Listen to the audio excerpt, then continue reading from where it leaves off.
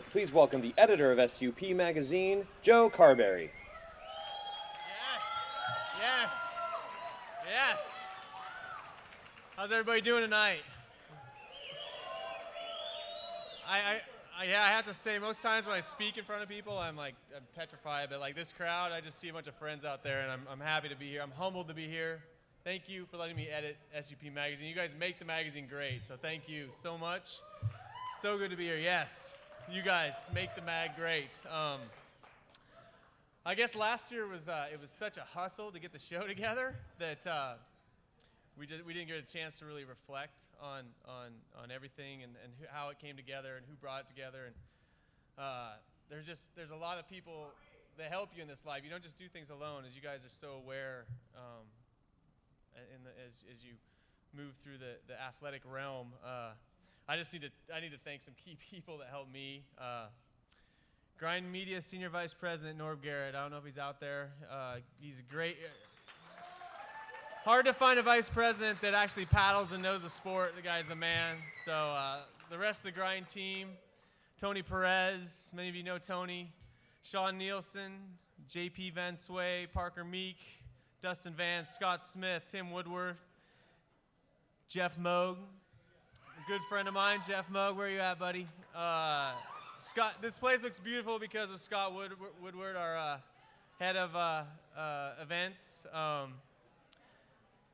Jai Townend, Saxon Boucher, you guys out there? Yeah. 2 ambassadors for SUP Magazine, my eyes in the field. Brian Ellis. Brian, if you're out there, buddy, yep. Thanks for your work on the magazine, Brian. You're a fun guy to bounce ideas off of. Your opinion is important to the inner circle, so awesome. Jim Marsh, publisher of SUP Mag. It's been fun to build this with you, buddy.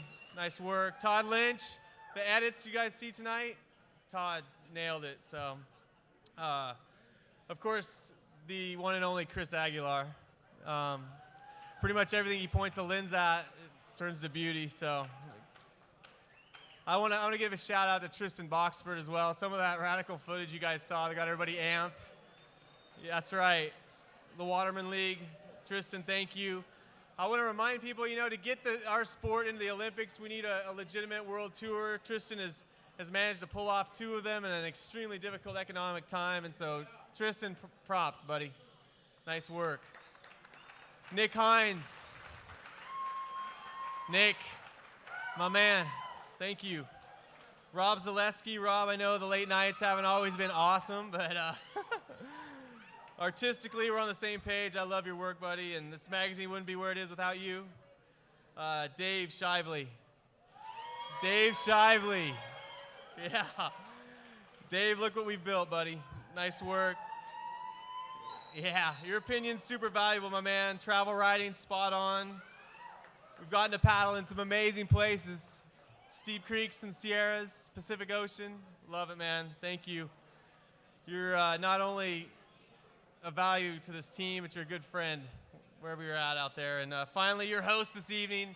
You guys all know who Sam George is, I'm sure. Yeah. We've actually missed Sam a lot this year. He's been working on a flick about the life of Eddie Aikau. It's going to be an amazing movie. It's called The Hawaiian. And ESPN actually picked it up for one of its 30 for 30 documentaries. So, Sam, I not only appreciate your writing and all the projects you help us on, but I really love to play with you in the water, buddy. That's the main part is the play. I think everybody in here loves to play. You guys, that's right. In the fall issue, we wrote about the art of play. That was kind of a little mini theme, and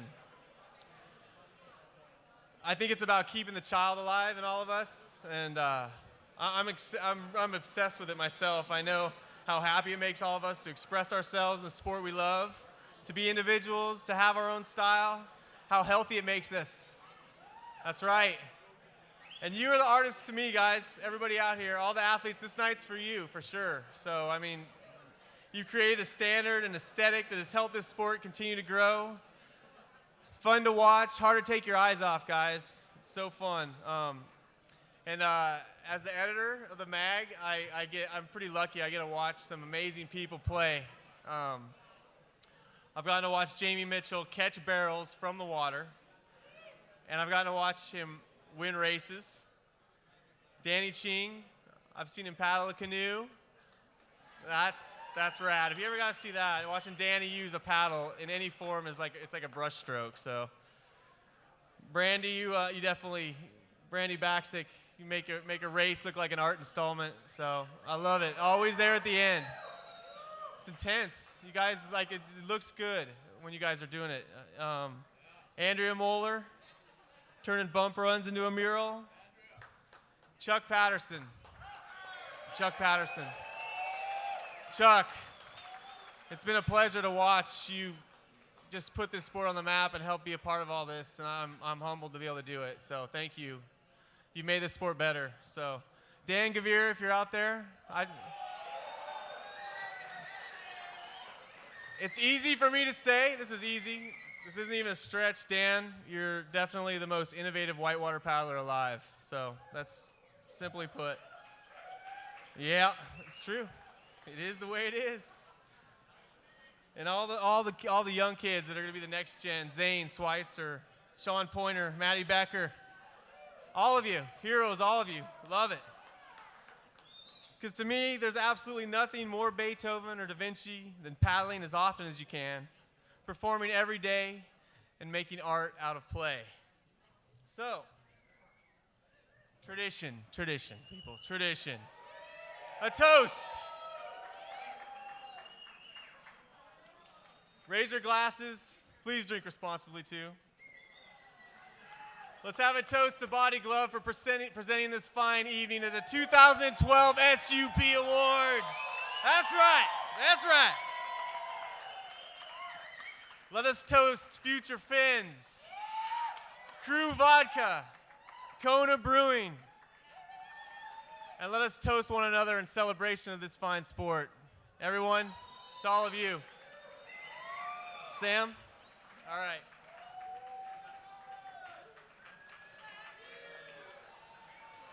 Yeah, that's sort of a tough act to follow. That's what you call a heartfelt opening speech, that's for sure.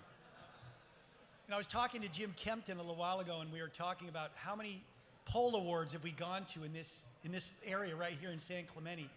And these polls, the SUP Awards, are sort of based on or using the template from the Surfer poll. Surfer magazine, which started publication in 1960.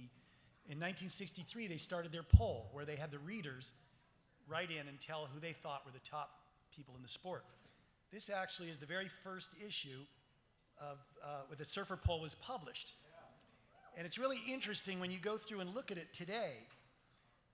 You look back at that Surfer poll, and one thing that you notice is sort of a uniformity in the people that scored in the poll. For example, there were 20 people honored. 18 of them were from Southern California. All 20 were men because they had no women's division. I guess they didn't think about that for a few more years after. But you look at it, all of them, all 20, were between 22 and 28 years of age. There were a few drunks in that top 20. There were a couple criminals. I mean, Mickey Dora, come on, he was, Mickey Dora finished 15th. But I started thinking about the Surfer poll and this magazine poll and rewarding the top people in the sport. And I started thinking and contrasting it with this crowd here. I mean, last year we had the first one of these. And I remember looking out and seeing this crowd and feeling the energy of this crowd. I started thinking about all those years, comparing it to the Surfer poll, and thinking of how different it is when you look at how uniform these top surfers were. They almost were all the same age, from the same place. But I look out here and look at what this group looks like. You've got like really super stoked veterans. You have super stoked kids. You've got young people that respect their elders. You've got elders who are given the opportunity to share what they know with the next generation. You have dads. You've got moms. You've got women right up there at the same level of the men.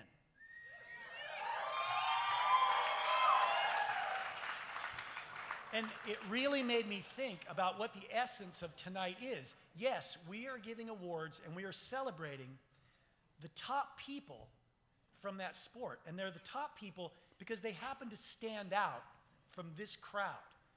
But when you really look around, and everyone look at this room, if you really look around, you look at the people, you look at the passion, you look at the diversity, you look at the pure stoke on every level, it became really obvious to me that you are the top people in this sport. And we're celebrating everyone here in this room tonight. And I just want to make sure that you guys all know that you're a part of all of this, and you make all of this happen. And we're just going to happen to bring a few people up on stage tonight and give awards to those of you that have stood out. But you know what? We're really celebrating all of you. So that's what tonight's all about.